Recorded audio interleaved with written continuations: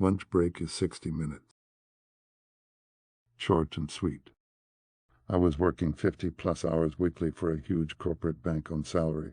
My apartment was 1 mile to my office, and both had rental bike stations I used regularly. My boss at the time was a time cruncher and regularly disregarded the overtime I was working to point out a few minutes here and there.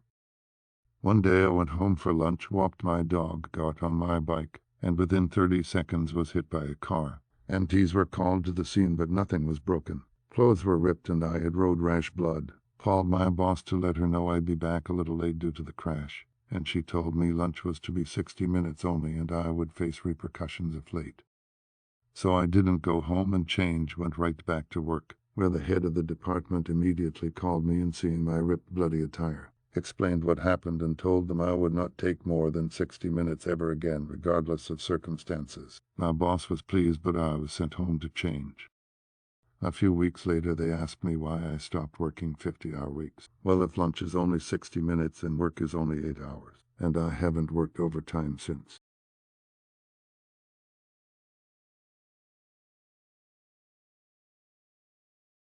Supermarket drama. Whilst in university, I was working in a popular supermarket chain as a team leader. I worked evenings, so this meant that I was essentially in charge of the checkouts. There were no managers in. I wore a headset, and if the cashiers needed assistance, they would buzz me and I would go help. It wouldn't say what help was needed on the headset, just which number check out.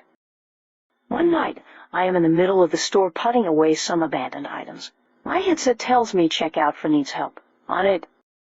As I am walking over, checkout A also buzzes in. Fine, I will go there next.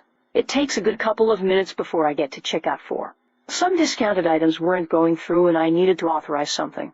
It took about 3 minutes to put through all the items that the customer wanted, and then I make my way over to checkout 8. As I approach, I can hear this guy causing a scene. He is moaning about how long I am taking and how incompetent we clearly are. As I get closer, I see this middle-aged man with his arms in the air in a come on gesture, complaining at the cashier that he has been on his feet all day and all he fucking wants is another box of eggs. I'm super polite and ask how I can help.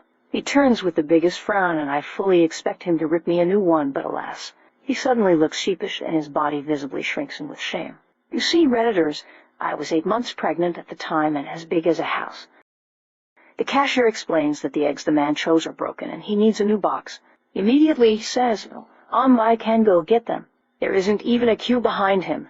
He could have gotten them at any point. I say, no, that's okay, sir. You've been on your feet all day. Let me get your eggs. I'll waddle away and take my time. Thanks for the love, man.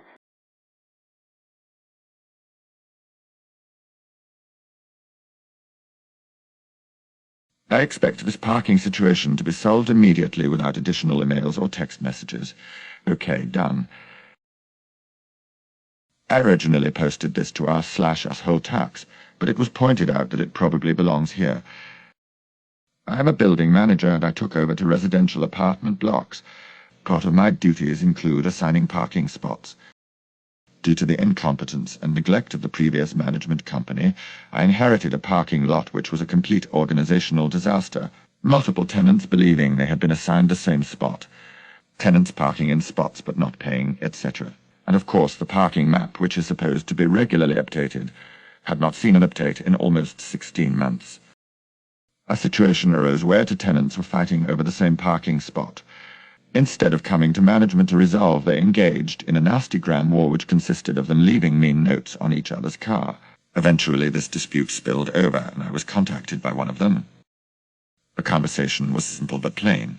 I expressed understanding about their frustration and asked specific questions to help figure out who was originally assigned that parking spot.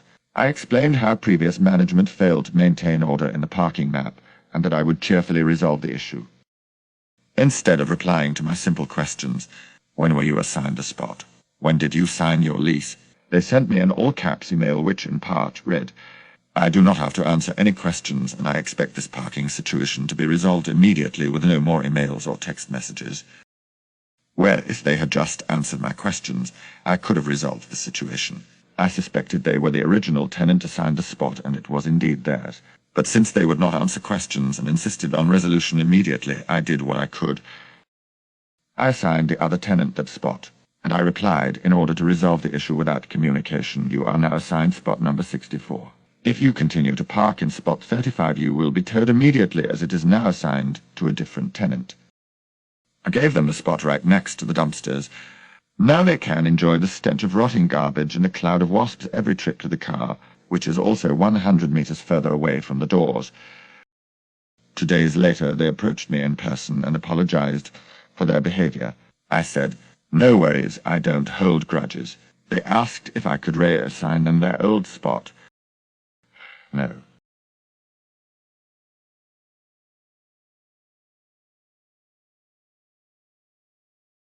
If it's not in writing, it didn't happen. It goes both ways. My new manager at work is one of those people that absolutely has to be in control, even when you're exceeding every scorecard measure, keeping you head down, not putting a toe out of line. She still asks you to come to a meeting room to discuss some minor issue or another. Recently, she pulled me into a meeting to discuss me being late from work. Protocol is to call and say we'll be late, then submit a schedule adjustment request when we arrived.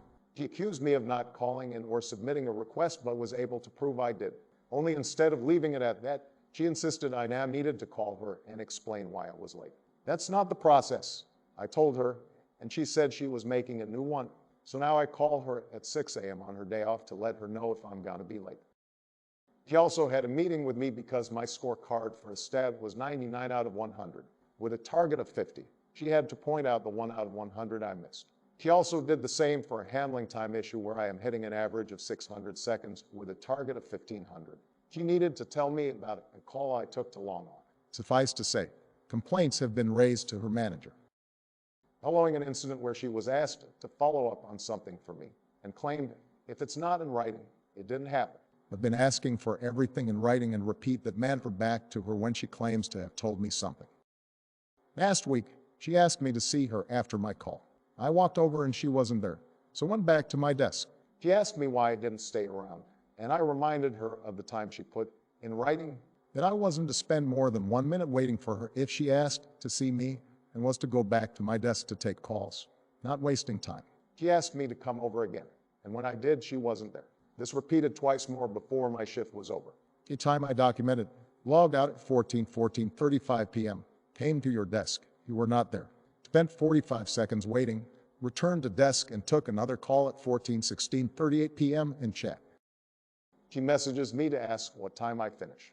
I tell her it was 2 minutes prior, and she says we can catch up now. I tell her that my shift is over and ask if she'll approve an overtime pay for an out-of-hours meeting. She tells me not to be silly, and it'll just take 10 minutes.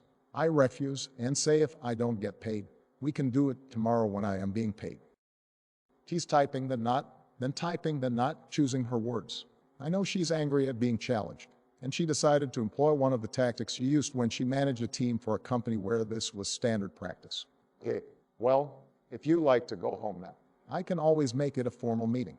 A formal meeting where I work is code for a meeting with HR, documented on your record for misconduct and repeated issues.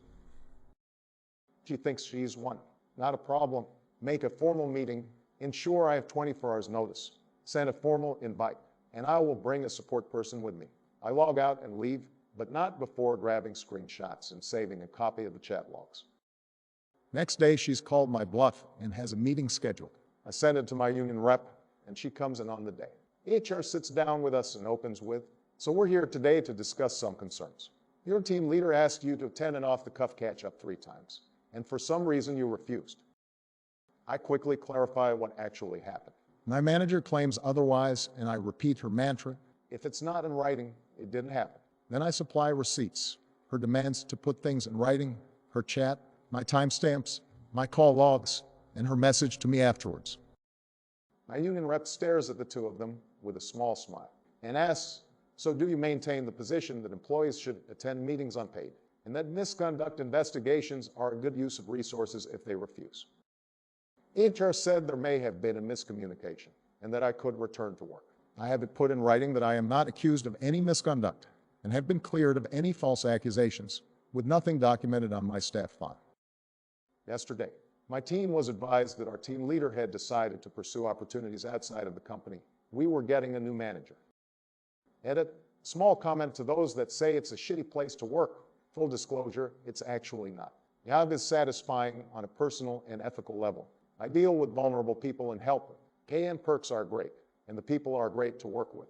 The metrics are more than reasonable, and all my managers over the last several years have been wonderful, except a couple who were wrong for the role and were swiftly removed or made to improve.